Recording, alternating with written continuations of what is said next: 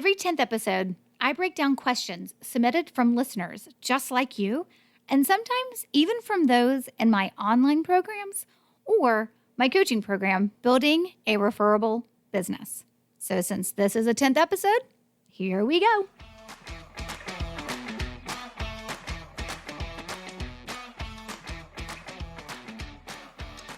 Hey there, and welcome to episode 280 of the Roadmap to Referrals podcast, a show about helping you build a referable business. I'm your host, Stacey Brown Randall. My journey from a business failure to a successful business now 10 years in, I know generating referrals naturally and consistently has made all the difference. Working with clients around the world, we leverage the science of referrals, protect relationships above all else, and help you build a referable business. Sometimes I get a little surprised when a 10th episode rolls around. It's like I know they're coming. Like every 10 episodes, I do a Q&A episode. But then all of a sudden, it's like, oh my gosh, wait, I'm already recording the next question and answer episode. I think that has a lot to do with the fact that I do batch record these episodes. So I am recording ahead, but it's like, oh my gosh, 10 whole weeks have gone by since the last time I did this, which means more than 2 months. It's just crazy. But here we are again, episode 280. It is a question and answer episode. And I'm actually going to answer one question for you today because I think it's one I really want to spend some time on. It was actually a question that was asked from someone who was taking my Referring Machines online program. So the Referring Machines program, the full title of it is How to Turn Clients and Contacts into Referring Machines, but that's super long. So we call it Referring Machines, or RM for short. Now, if you're a brand new listener or you haven't really been with us for that long, I just want to break this down for you. You hear me talk a lot about my coaching program, my Building a Referable Business coaching program.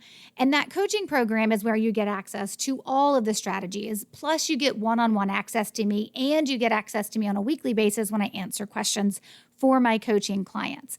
And it's called Building a Referable Business, or of course, we shorten everything, so we call it BRB. So you hear me talk a lot about that. But it's not the right place for everyone to start. And in some cases, it may not be the right place for you to eventually join. Sometimes I have folks who just need one strategy. They're like, hey, I don't have any referral sources, and I just need some people to start referring me. Well, that strategy is taught in the Referring Machines program. Now, of course, the Referring Machines program, that strategy, is a part of the overall coaching program. And the coaching program, we call it the whole enchilada for a reason, because you get access to everything, right? You get access to all 19 strategies. The weekly Q&A sessions are like office hours. You get one-on-one milestone calls with me. You get an onboarding call. You get to come to a 2-day retreat with me live and in person. There's like a lot in the coaching program. But we do have some of our strategies, some of the training programs that are available for you just to purchase as a one-off. And Referring Machines is one of them. And it's one of our foundational strategies that we believe every business needs to know how to put into place, is the ability to turn someone who's never referred you into an actual referral source. Another program we have available like this that you can just buy, by itself a la carte, is our Growth by Referrals program. It's actually the program the book Generating Business Referrals Without Asking is from. And that program called Growth by Referrals, it's when you have referral sources and you want to get more referrals or generate more referrals from them. So, of course, and we have some other ones, but those are kind of like the big two foundational ones. And spoiler alert, we may be releasing another foundational strategy program very, very soon. So stay tuned. You'll hear more about that on the podcast first, I promise. Okay. So when I talk about receiving a question from a client who's going through Referring Machines, that's the program that they have chosen to go through. And that is usually it's the one program they're going through. That doesn't mean they may not decide to invest in other programs or upgrade into the coaching program. But this is a client who has access to the Referring Machines program. And when you come into one of my online programs, we have an online portal where you find your training. And then, of course, within that online portal is where we also have our online community, which is great to do welcome post for just, it's just for those who are going through the online program. It's a chance for them to have a welcome post, introduce themselves, talk a little bit about themselves so people know who they are and where in the world they are and what they're trying to accomplish with whichever of the programs that they have invested in. And it's also their place to ask questions. And so this question was posted in our online community portal function from this one Referring Machines client. And her question's so good. And it's one of those questions that it needs to be unpacked because there's so much that's just baked into that thought about, like, when you get those questions that you're like, oh, that question comes from somebody else telling somebody how to do what they're supposed to do. And I've got to go in and unpack that mentality. So I'm going to read you the question that this person posted. Her name is Leah. She's from Australia. She's one of our international clients, which we love.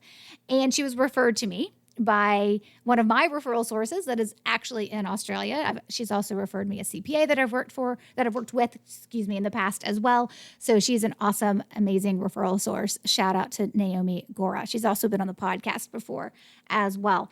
And so the question that came in, it wasn't just like here's 3 sentences and this is going to answer your question. There were 4 distinct parts to that question that I answered, like 4 distinct parts of my answer that I wanted her to understand. Because if I didn't dive into unpacking all of the junk that was like wrapped up in her question, she was never going to be able to push forward and do what the Referring Machines program was teaching her. And I could read it in her question and I was like, nope, I'm going to take some time and I'm really going to answer this. So here's what I want to do. I'm going to read you her question and then I'm going to give you the answer that I gave her, all 4 parts. And some I'm going to unpack a little bit more for you and some are pretty easy, but we're going to spend this episode on this question. Here we go. So here's her question. Hi, Stacy. I've recently had a few people, one is a marketing expert, say a problem I might face is clients not being willing to tell people they work with me as a life coach because they feel it is so personal and private. They might feel the same way they do about divulging that they are seeing a psychologist, which is an unfortunate scenario in our society. Very true. So I'm now wondering if you have other clients working in a service area like mine, and if they've come across this problem, like is it even real, and how it could be overcome. Is it a matter of going through what you talk about in the Referring Machines program, where you work out who is the right fit as a referral source? Thanks so much, Stacy. Leah. Okay, so here's the thing I want to just start with, and this is actually how I started my answer as well with her, and I'm going to go ahead and just say this in advance. I'm going to apologize now if I get on a soapbox, because sometimes I read things like this and I'm like, oh my gosh, the advice that some people give in the name of telling others that their way is the best way. And I guess on some level, I tell people don't ask for referrals and my way is the best way. So I guess I understand where this is coming from. But I guess my issue is when it has damaging impact to how somebody will view their business or how they will or won't try a tactic. So this is what I said to her. Hey, Leah, excellent question for us to unpack. Here's what I want you to keep in mind. Number 1, are the people who told you that your clients may not refer you because you're a life coach your actual clients? It is really important you consider the source, as in who told you, right? Who was the person who gave you that piece of advice, right? Now, she specifically said that one was a marketing expert. So maybe that marketing expert is thinking, well, you've just invested in referrals, so now you won't invest in whatever I'm selling. I don't know. Maybe that marketing coach was just like, hey, something to keep in mind, right? Like, I don't know where this came from, and I'm not, and this isn't against anybody who does anything. We all need marketing and we all need prospecting and we all need referrals. And so I think it's important that we just kind of keep in mind like the situation and the mindset and the context in which someone is giving you advice about your business. Even when you're listening to me, it is important for you to pay attention. Discernment is very, very important. So I said, while there is a stigma for getting help, not everyone feels that way. There are those who will shout it from the mountaintops when they find someone who helps them. But here's the thing. Now, your clients may not tell a stranger how amazing you are and then refer you to that stranger, but many will share and refer you to those they are the closest to. So there is a perception that depending on the type of work you do, in this case, right, working with somebody as a life coach or using the other example she gave, like a psychologist or a therapist, right, that clients may not be willing to share with like everybody that they're working with you. And that is true. It's also true when you're working with a CPA or an attorney. Like we don't share with everyone we meet, whether we know them really well or they're a stranger. Oh, I got to tell you about this great new attorney I'm working with. Oh, I got to tell you about this great new life coach I'm working with. Like we don't do that in general. So when someone tells you that clients may not be willing to refer you based on the work that you do, what I think is really needs to be understood is they won't tell strangers. They probably won't refer you to strangers. Say, by the way, I'm working with this amazing life coach. I don't know you, person standing in line behind me at Starbucks, but I'm working with this amazing life coach and you should go call her. Like that's not to be expected. But that's not how referrals work in the first place, right? Like this goes back to understanding how referrals work. And how referrals work is that I'm having a conversation with someone and they are having a problem. And I think, oh my gosh, I know how to help you solve that problem, friend. You need a life coach, and I happen to know the perfect person to refer you to. That's how referrals happen, right? This marketing person or whomever else, right? I'll get off that stick right there. But like these folks are telling her, hey, your clients may not refer you. They're under the impression that she's going to run around asking everybody to refer her. And don't do that. You're right. If you do that, they won't refer you. But the other thing is that we recognize the science behind referrals, and the science behind referrals and what that ultimately looks like is really important to understand what's happening when a referral is being given. So it's not like she needs her clients to refer her to 10 other people in the first 2 months that they're working with her. We don't set those expectations on our clients either. And so the idea here is understanding that clients will refer you, but not if you're constantly asking them, and not if there's not someone to refer to you, and not if there's not an opportunity. Remember, with referrals, you need opportunity and desire, and you only control desire. So it's making sure you have the right relationship with your referral sources, whether they be clients or not, so that when that opportunity presents itself, they are referring you. And it is why it's important to recognize, well, who are your best referral sources so that there is more opportunity as well. But so the first thing that I wanted to just kind of make sure that Leah understood is that, listen, there's a ton of advice out there. And there is some advice that'll work for some folks and it won't work for you. And there'll be some advice that works for you that doesn't work for someone else. That doesn't mean there's anything wrong with what you're necessarily doing. But it's also important to recognize that we're not expecting our clients to refer us to strangers. We're expecting them to refer us to people who need a life coach, and that because they love working with you, they would be willing to do it. But that leads us to the second point that I brought up to Leah as well. And I said, here's the other thing. Not all of your clients will refer, no matter how much they love you and the work you do together. And that is actually regardless of your industry. In the program Referable Client Experience, which is another one of our foundational programs, I discuss how you should expect 20 to 30% of clients to refer you and then work to increase that. Okay. And I do talk about that a little bit in Referring Machines as well. So think about your clients, right? If you have 100 clients, well, then we're aiming to have 20 to 30% to refer you and then work to increasing that. Some are less than that and some start off higher than that. But there's actually not this magical pill that every client takes the minute they start working with you and poof, they magically will refer you. Trust me, if every client referred you as often as you needed them to, I would not have a business. Like that is the reality. But that's because a client doesn't owe you referrals. They owe you money for a job well done. And how we impact their desire to refer us, and if they come across opportunity to refer us, matters. So the idea that, well, your clients aren't going to refer you because of what you do, I don't need all my clients to refer me. I need to have the 20 to 30% that do refer me and refer me consistently, and then I can work to cultivate new people referring from there. And that is where Leah needed to start. She needed to stop worrying that all of her clients weren't going to refer her. They never were to begin with.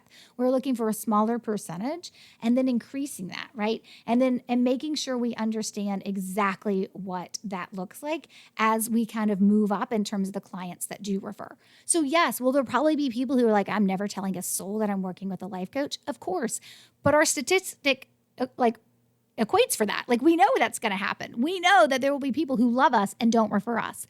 But we're not looking for 100% referrals from 100% referral from every single client or 100% of our clients to refer us. Right? We are looking for those that will, and then we cultivate that right relationship to increase that number. Okay, let's talk about the third thing.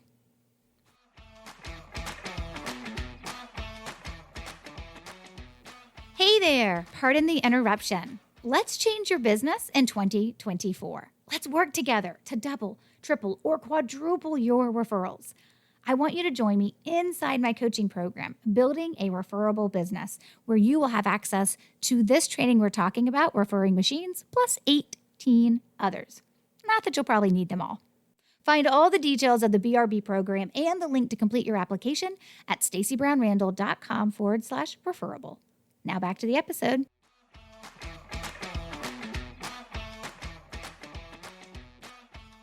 Okay, here's the third thing I told Leah. Number 3, it will be important for you to cultivate non-client referral sources, meaning COIs, centers of influence. And then I gave her the example, like Naomi Gora, who referred Leah to me, and she is a COI referral source of mine. So Naomi's never been a client, but she's referred multiple people to me. One of the lessons in referring machines is determining who talks to your ideal client before they get to you. I talk about this from that perspective of like who is upstream from you, right? When you are working with your clients, who's talking to them like one layer above you or slightly upstream from you? And the way we talk about this like upstream referral piece is the idea that there are people who will talk about the problem that you can solve before you talk about it with that client or with that prospect. So there are some people who are having conversations with your ideal client and they are uncovering the problem that you can solve. Who are those centers of influence? Who are those business owners? Who are those folks who are swimming slightly upstream ahead of you in dealing with your clients? So an example is when I was a business coach, I referred many clients to a bookkeeper, right? I was swimming upstream ahead of the bookkeeper. Because as a business coach, I helped my clients realize their issues of needing to outsource their books before they knew it, or they knew it, and I agreed with them, and then I helped them find a trusted resource. So I was always in this unique position to refer the bookkeeper clients as a business coach. So I'm a center of influence, right? Referral source in this case to the bookkeeper. And it's understanding that it's just this concept of who swims upstream from you, like who's a little bit more upstream that's talking to your clients about their problems that you can solve before they get to you. And you want to make sure that they are referring those people to you. And so I went on to tell Leah, when you are working through the identification of potential COI, center of influence referral sources, you need to spend some time in that area coming up with possibilities. Because sometimes it doesn't just magically reveal itself, right? Like most people wouldn't think, oh, a business coach, right? There's actually a lot of people business coaches can refer to when they're unpacking businesses and their problems. But you got to spend some time thinking about, hey, who's talking to my ideal prospects before I talk to them and helping them uncover their problems. Okay, and here's the fourth thing I told her. Remember, no matter what, you'll kiss a lot of frogs before you find your princes and princesses of getting someone to the point of referring you who has never done it. Getting someone to the point of referring you who has never done it. Please, guys, this takes time. These are humans, so we have to have patience. And here's something else I want you to understand. I have people who ask about the referring machine training, and they'll say, is it a framework or like a structure of how I reach out to people and how often I should reach out to them? Like, are you giving me that framework? And are you telling me, like, what am I talking about in these conversations? And the answer is yes. But it usually doesn't, like when you first look at what I'm teaching you inside Referring Machines, like the structure, the framework, like how do you reach out and what do you say in that first conversation and what do you not say, which is actually harder for most people than what you do say. And then there's follow-up that happens, a structure to that follow-up that happens. What a lot of people fail to recognize is that this isn't about having a structure of I'm going to reach out to these people every 3 months and I'm going to set a reminder in my CRM or in my calendar that, hey, it's been 90 days, reach out to these 3 people. If that's your structure and that's your process, even if it is just to be like, hey, how's it going, right? You're missing the point on how you actually cultivate someone into a referral source. Your ability to know what your objective of those conversations is and how you're supposed to meet that objective, which will not feel like you're doing what you're supposed to, because it's not going to feel like business, right? To you, it's not going to feel like I'm making business happen for me, because you're not focused on yourself in those conversations. And that is really hard for people who are like, wait, if I'm going to have 15 conversations over the next month or 2, I need to make sure that those conversations end with people knowing how they can support me. And then you're doing it wrong. If you go into the idea of, hey, you've never referred me and now I'm going to talk you into referring me, or I'm going to talk to you and tell you everything that I do so you'll refer me, or I'll just have the same chit-chat conversation of how's it going, and wait until you ask me about business, you're doing it wrong. The objective, the mindset that you bring into these conversations will ask you to check your ego at the door and your expectations for how fast this will move. And that is hard for some people. Some people are like, I just need it today, all about me, let's get it going. Not going to be successful in that environment. The other thing is when you plant referral seeds within those conversations and what that ultimately looks like and what allows you to turbocharge this process to getting someone to ultimately send you that first referral. It takes time. Guys, these are humans. These are people. It's why one of the things we talk about when I work with folks is that I'm interested in protecting your relationships, not exploiting them. I'm not interested in trading on your relationships or exploiting them. I'm interested in protecting them. Yes, we are a business, and ultimately we do want people to refer us, but we will go about it in a way that is honest and respectful and protects relationships. If you come into this and you're like, I need in the next 60 days 15 people to start referring me, and I'm just going to go and hammer them over the head, this is not the program for you, and I am not the person for you. So you got to have a little bit of time, and you got to have some runway to be able to effectively make this work. So it was an amazing question that Leah asked. I appreciated her vulnerability, and I appreciated the fact that we have this Q&A part of the portal for those that are just in my online programs. I appreciate that they get in there and they do ask questions as well. So if you're interested in the Referring Machines program, or maybe in the whole enchilada of joining the coaching program, I'll put the links to those so you can go check those out in the show notes page for this episode, which can be found at stacybrownrandall.com/280. And of course, if you have any questions, if Referring Machines is the right program for you or the right program to start with, by all means, you can always send me an email or just DM me on Instagram or LinkedIn.